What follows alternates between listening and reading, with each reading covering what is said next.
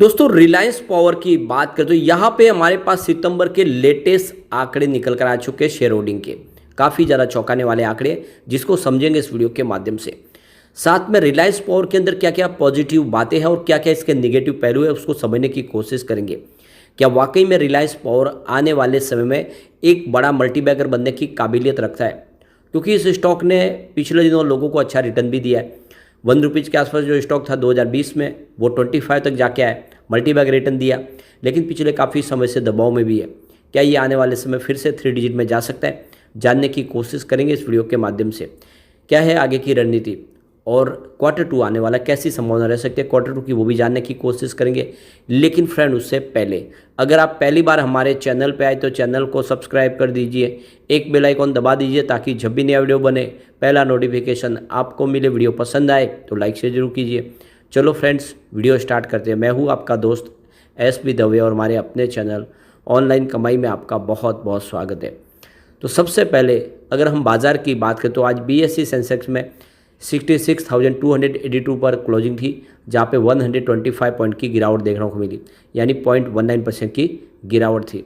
तो आप देख ही सकते हो कि बाज़ार में शुरुआत ही आज निगेटिव हुई। इंट्राडे में देख सकते हो कि 66,000 का स्तर भी टूटा, लेकिन निचले लेवल से फिर रिकवरी भी आई और इस वजह से क्लोजिंग 66,000 के ऊपर रही है। ये अच्छी बात है, लेकिन काफ़ी ज़्यादा वॉलेटाइल रहा है आज बाजार। दबाव बिल्कुल देखने को मिला है क्योंकि FI की तरफ से बिकवाली हो रही है। रिलायंस पावर की बात करें, स्टॉक की शुरुआत 17.85 पर हुई, तो शुरुआत निगेटिव हुई क्योंकि क्लोजिंग कल की 18 के आसपास की थी। इंट्राडे में 18.05 का हाई भी बना, यानी कुछ समय के लिए स्टॉक आपको ग्रीन जोन में जाता हुआ दिखाई देगा, लेकिन ऊपर के लेवल से दबाव आया क्योंकि बाजार में नरमी थी, इस वजह से 17.70 का लो बना और अंत में 17.80 के आसपास क्लोजिंग रही, जहाँ पे 1.11% की गिरावट थी। अब यहाँ पे इसकी परफॉर्मेंस देखें, 6 अक्टूबर को स्टॉक 18.85 के आसपास था, 0.3% की गिरावट हुई थी। 9 अक्टूबर को गिरावट काफ़ी बड़ी रही और 17.85 के आसपास स्टॉक आ गया 5.3% की बड़ी गिरावट की वजह से, क्योंकि बाजार में भारी गिरावट था, उसका निगेटिव इफेक्ट यहाँ पर भी हमें देखने को मिला। 10 अक्टूबर की बात करें तो स्टॉक की क्लोजिंग 17.80 के आसपास रही, जहाँ पे 0.3% की फिर से गिरावट बनी। लेकिन 11 अक्टूबर काफ़ी शानदार रहा, स्टॉक फिर से 18.20 के आसपास पहुँच गया और 2.2% की हमने तेज़ी देखी है।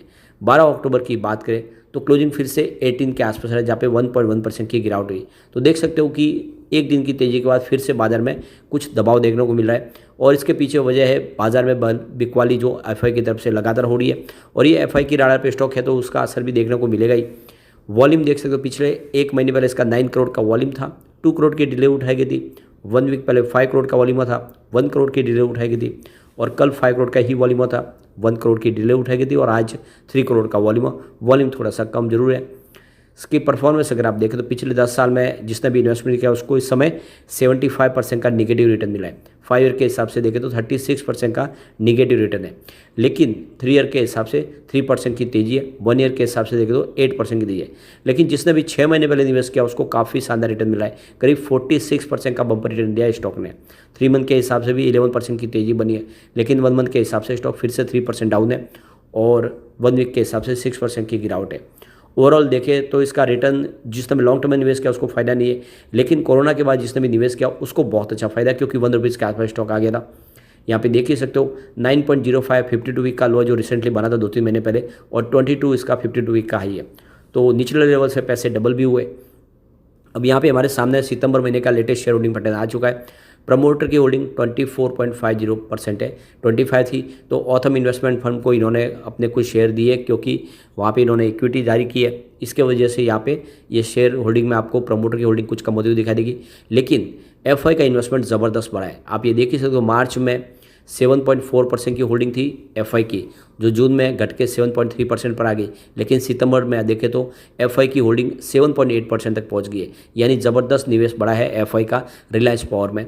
जबकि सितंबर महीने में FI ने बाजार से अपनी होल्डिंग कम की है, काफ़ी ज़बरदस्त होल्डिंग उन्होंने ट्रिम की है, लगातार वो बिकवाली करे, उसके बावजूद भी FI का निवेश रिलायंस पावर में आना इस बात का सबूत है कि वो इस स्टॉक के ऊपर भरोसा करे। DI की होल्डिंग भी बढ़ी है, 3.2% की होल्डिंग थी जून क्वार्टर में, जो बढ़ के 5.2% पर आ गई है, यानी ज़बरदस्त निवेश बढ़ा है बड़े फंड हाउस का भी। इंडिया के बड़े फंड हाउस भी जम के खरीदारी करें रिलायंस पावर में, ये शुभ संकेत है रिलायंस के लिए। जनरल पब्लिक की होल्डिंग बिल्कुल घटी है, 64.5% की होल्डिंग थी जून में, जो घट के 62.6% के आसपास आ गई है। तो जनरल पब्लिक के शेयर तो बिल्कुल कम हुए, लेकिन FIDI ने बहुत भारी निवेश कर दिया है और ये इशारा है कि रिलायंस पावर आने वाले समय बिल्कुल दौड़ सकता है। अब यहाँ पे प्रमोटर की शेयर होल्डिंग देखें तो 24.40% की होल्डिंग है। ये शेयर रिलायंस इंफ्रास्ट्रक्चर के, यानी जो प्रमोटर है रिलायंस पावर का वो रिलायंस इंफ्रा है, इसकी सब्सिडीज कंपनी है। इसके अलावा Vanguard emerging market stock index fund ने भी यहाँ पे 1% की होल्डिंग ली हुई है। ये काफ़ी बड़ा इन्वेस्टमेंट है इनका और इसीलिए यहाँ पे आपको बिल्कुल ये नाम शो होगा क्योंकि उनकी होल्डिंग 1% से ऊपर है। इसके अलावा HUF की होल्डिंग 2.9% है।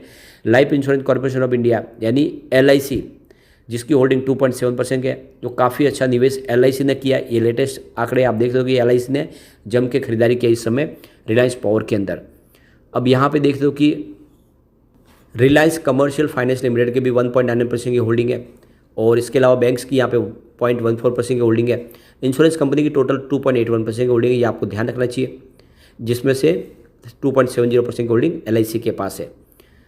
अब यहाँ पे इसके जो निगेटिव और पॉजिटिव पहलू को देख लेते हैं। तो पहला इसका जो पॉइंट है वो है पॉजिटिव, और ये है एनुअल रेवेन्यू, जिसमें 2.55% की वृद्धि देखने को मिल रही है, जो 7,882 करोड़ के आसपास रहा है। जबकि एवरेज अगर सेक्टर का रेवेन्यू ग्रोथ देखें तो वो 29.75% के आसपास रहता है।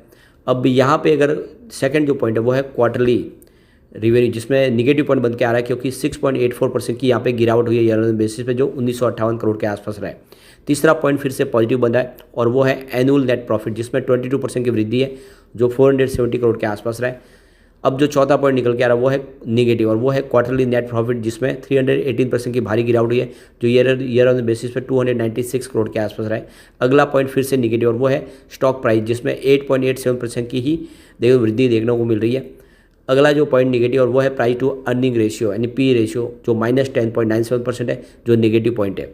अगला और निगेटिव पॉइंट है वो है डेट टू इक्विटी रेशियो, जो 1.83 के आसपास है, हायर देन 1% है, तो ये बिल्कुल निगेटिव पॉइंट है।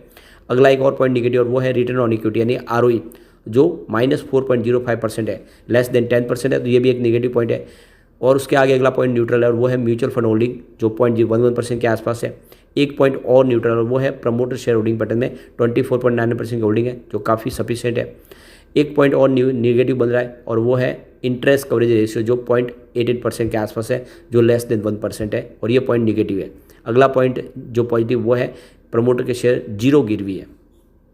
तो यहाँ पे टोटल जो निगेटिव पॉइंट है वो 7 है, पॉजिटिव पॉइंट अगर देखें तो 3 है और 2 न्यूट्रल पॉइंट है। तो यहाँ पे क्लियरली समझ में आ रहा है कि देख दो इसको, अगर फाइनेंशियल कंडीशन देखे तो उसमें आप समझ सकते हो कि वीकनेस दिखाई दे रही है बिल्कुल, और कमज़ोर स्टॉक जरूर है, लेकिन आने वाले समय प्रदर्शन बेहतर होगा, क्योंकि ये अकेली कंपनी है जो अनिल धीरूभाई अंबानी ग्रुप के लिए एक संजीवनी साबित हो सकती है। इसी को लेकर आगे बढ़ सकते हैं, क्योंकि कंपनी ग्रीन एनर्जी में सक्रिय है, यानी कंपनी विंड एनर्जी और सोलर एनर्जी में काम करी है, और सरकार इसके लिए बहुत ज़्यादा मेहरबान है, क्योंकि सरकार ने ग्रीन हाइड्रोजन मिशन लॉन्च किया, उसको पूरा करने में इसका एक बड़ा सहयोग हो सकता है। ऐसे में सरकार की मेहरबानी से कंपनी आगे बढ़ सकती है और ये स्टॉक आने वाले समय डेफिनेटली 3 डिजिट में जा सकता है। इसका अगर रिवेन्यू देखें तो जून 2022 में 2145 करोड़ के आसपास था, जो जून 2023 में घट के 1959 करोड़ के आसपास आए। तो रिवेन्यू थोड़ा सा कम हुआ, लेकिन मार्च के मुकाबले बढ़ा है। मार्च में 1856 करोड़ के आसपास था। तो क्वार्टर ऑन क्वार्टर बेसिस पे रिवेन्यू बढ़ा है, लेकिन ईयर ऑन बेसिस पे रिवेन्यू थोड़ा सा कम हुआ है। अब यहाँ प्रॉफिट लॉस की बात करें, जून 2022 में 102 करोड़ का लॉस था, जून 2023 में ये बढ़ के 296 करोड़ तक पहुंचा, लेकिन मार्च में 257 करोड़ का प्रॉफिट हुआ। तो मार्च अकेला ऐसा महीना था जिसमें बहुत ही शानदार कंपनी ने प्रॉफिट कमाया था। आशा करेंगे इस बार भी प्रॉफिट होगा, और प्रॉफिट होगा तो डेफिनेटली इसकी शेयर की प्राइस बढ़ सकती है, और ये लॉन्ग टर्म के लिए हमें निवेश के लिए काफ़ी अच्छा लग रहा है। रिलायंस पावर में आप इन्वेस्टमेंट कर सकते हैं, लेकिन शॉर्ट टर्म इन्वेस्टर तो इस समय वेट करें। बाजार में अभी भी सेंटीमेंट बिगड़े हुए, लगातार FI की तरफ से बिकवाली हो सकती है, और हो सकता है कि स्टॉक नीचे भी आए। तो शॉर्ट टर्म इन्वेस्टर अभी फिलहाल वेट करें। लॉन्ग टर्म इन्वेस्टर है तो आप इन्वेस्टमेंट करें, आने वाले समय ये आपको मालामाल कर सकता है। लेकिन फ्रेंड, कोई भी इन्वेस्टमेंट करने से पहले अपने फाइनेंशियल एडवाइजर वाले ले ले या अपना खुद का रिसर्च करें, क्योंकि मैंने वीडियो आपके एजुकेशनल पर्पज़ के लिए ही बनाया। वीडियो पसंद आए तो लाइक शेयर जरूर कीजिए और चैनल को सब्सक्राइब कर दीजिए। Thank you.